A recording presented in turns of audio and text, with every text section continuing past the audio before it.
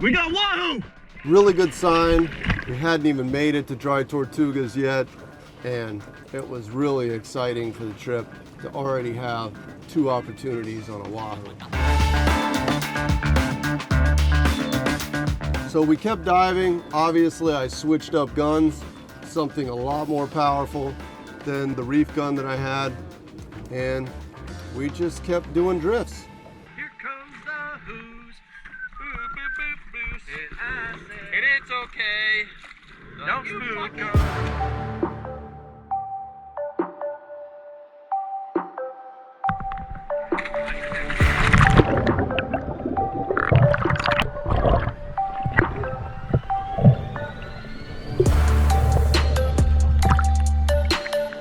So we had some flashers there, we were dropping pilchards, we were just trying to see if anything would come up, well, specifically Wahoo, but anything like grouper, snapper, Wahoo, just anything that we could shoot. So first and foremost, we were trying to put some dinner on the table for that evening.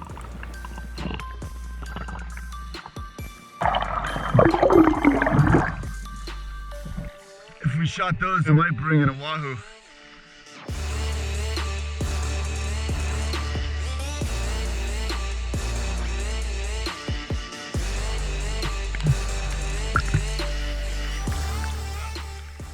What'd you shoot? Just whip the butt. There's a few of them down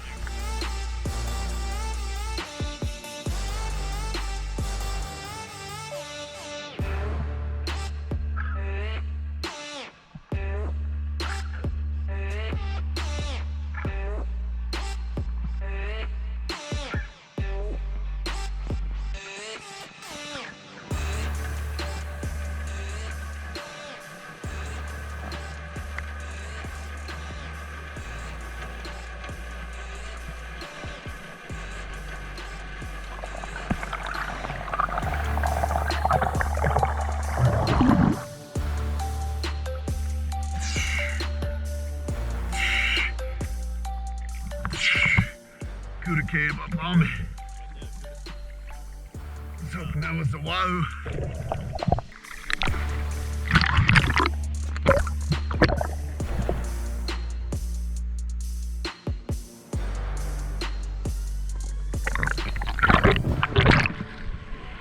How bad do you guys want a barracuda?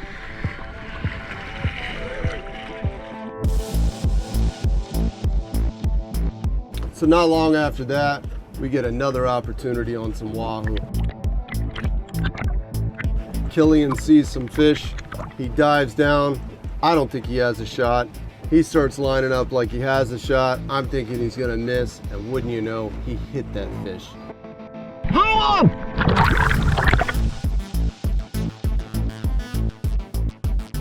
He dove down, he kicked after it, he swam as hard as he could, he closed the gap, put a shot on that fish, comes up, and needs a second shot.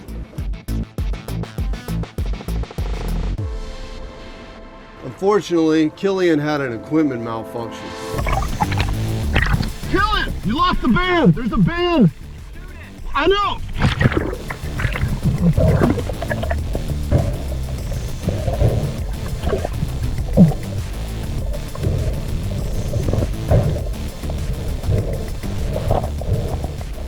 His reel locked up on his gun.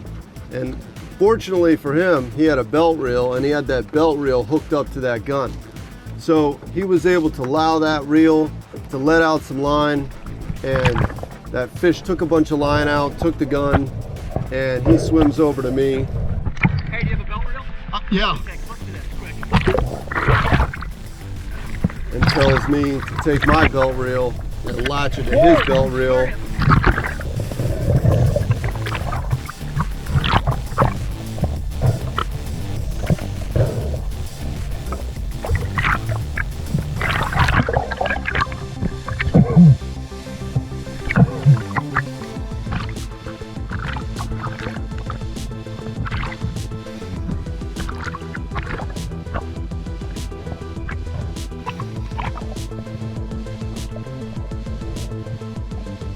You know, wahoo like that, many of you know, many of you don't know, they take out a lot of line. They swim hard, they swim fast, they swim far, and you need to have more line than they're gonna take out, or it's gonna find a weak point in your gear and you're gonna lose that fish. So we linked up 2 belt reels, we had a gun reel, it was apparently locked up, and that should be sufficient for a fish like that.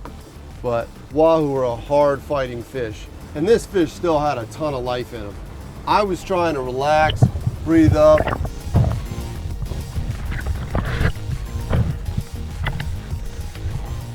Slow my heart rate down so I could get down there and put a second shot in the fish, and it just was not happening. I mean, I was just so amped up. Hey, there's a float in my bag. Right, but I didn't have a shot on him and I was too exhausted to go down. You got a good hold on him though, it's all the way through. No, I saw it, the flapper's through. Wahoo! We got one on! Killian, but when you bring it up, you want me to shoot him in the head? It's a lot of anxiety that you have when you go down on a dive and you're not ready to take that breath.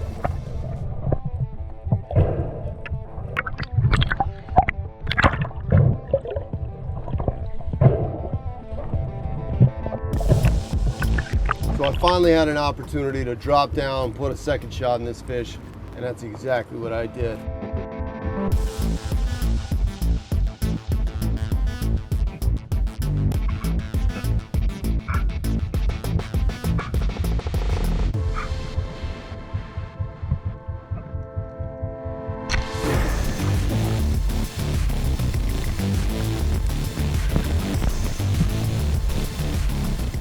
Stuck it exactly where it needed to be. Maybe would have liked to put it more of a head shot, but at least I got it dead in the body and secured the fish. So we were super stoked to have took the life out of that fish. And the first fish we brought on board was about 30 pounds, and we couldn't have been more happy. Yeah!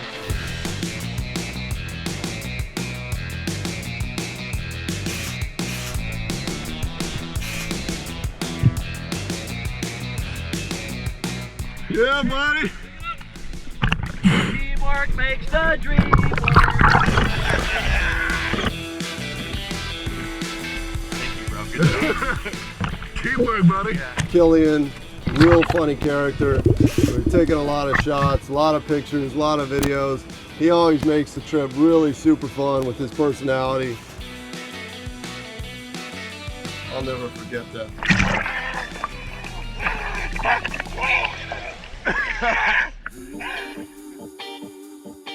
So we had our wahoo, you know? That was an amazing moment. The first fish, first dive we ever did.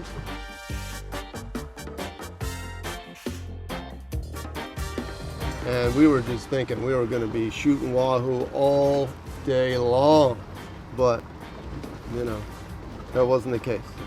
So we were definitely gonna be eating wahoo sashimi for dinner.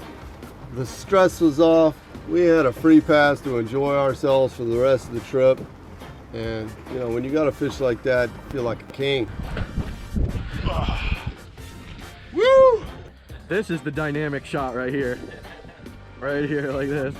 Yeah, you're gonna love these pictures the most, dude. Getting photographed.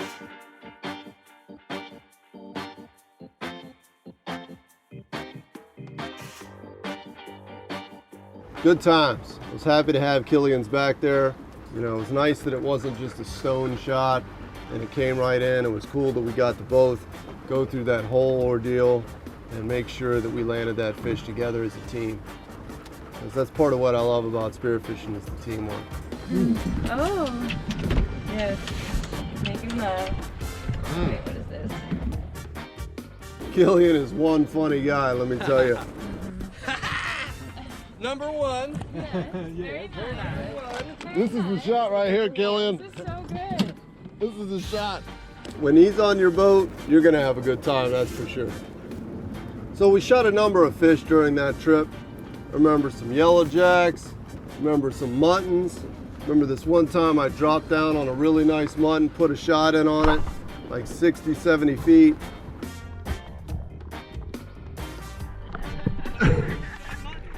That's my biggest mutton ever, I think. Yeah. That's good, awesome. I remember Chris Plonner shot the biggest mutton of the entire trip, 14 pounds. This was literally the biggest mutton I've ever seen. Unfortunately, I'm the only one that really wears a camera on my head, so we don't have footage of any of those shots. But you know, maybe one day when they start seeing these videos, they'll be a little bit more inspired to start wearing a camera.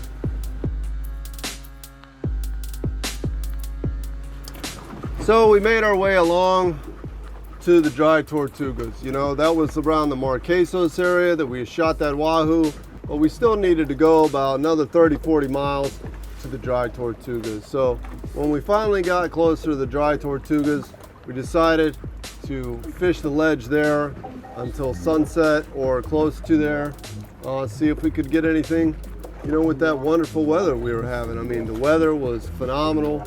It was still just flat calm. I mean, we don't even get those conditions at home. It was just nice. I remember we were just drifting out there. I was at the flashers by myself, letting out the chum. I had a bag full of pilchards. I was just letting out one at a time. So they were flickering down, having about 5 to 10 feet in between each pilchard. You know, Chris and Killian were a little farther off from me and they were making drops. What we were doing was we were drifting over a ledge. So we'd put in one area and it might be, you know, say 300 feet. And then we would be drifting over another area that it would rise up all the way up to like 75 feet. And so they were doing more of dropping down into the deeper areas and seeing if they could get mutton or a snapper or anything really. But I was just hanging there around that flasher hoping for a Wahoo to come in. So to be honest with you, I was perfectly fine being by myself at the flashers with the bait, working that chum, because I had recently just shot my first Wahoo and analyzed the situation and determined that it was really important to not be so threatening to a fish like that.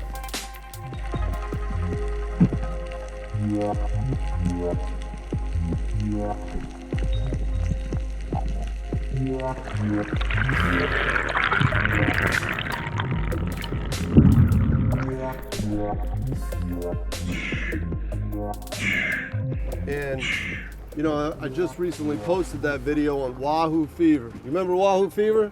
Huh? That was a good video. 4 parts. Check it out. So I was over here by myself and I'm working that bait and we're kind of deciding that, you know, at some point pretty soon we need to wrap it up because we were unfamiliar with the Dry Tortugas and we didn't want to be like, you know, arriving at dark and trying to figure everything out and setting up tents in the dark. So it was about time to call it quits. And we may have decided that once we ran out of bait that that's what we were going to do, because we had this long beautiful drift that had us right over that ledge. Sometimes you do a drift and it takes you from deep to shallow quick and then you're just in shallow. Sometimes it's from shallow to deep real quick, but sometimes you're blessed with, you know, just being able to just drift over that ledge perfectly, or sometimes hardly any current at all. And if I remember correctly, we really didn't have that much current. So we were just kind of staying on the ledge, drifting those baits.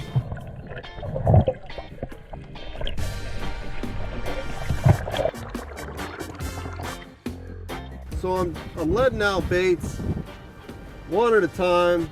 I'm starting to kind of slow how I release them because I don't really have that much bait left in the bin. And I feel like the distance of those pilchards was becoming greater. So whatever fish were down there eating our bait and getting really comfortable with the situation, because they could probably see us even though we weren't seeing them, and they were just running around stealing the bait. They were getting closer and closer and closer to us. And all of a sudden, I see what looks like a bonita. And I say to the guys, hey, looks like there's a bonita down there. Big old bonita just came by. And then I'm looking at that bonita. I'm like, man, that's quite a big bonita. And he's swimming around, and I can see him. He's just chomping the baits one by one, getting closer. He's coming in hot. And then I look, that's no bonita. That's a blackfin tuna.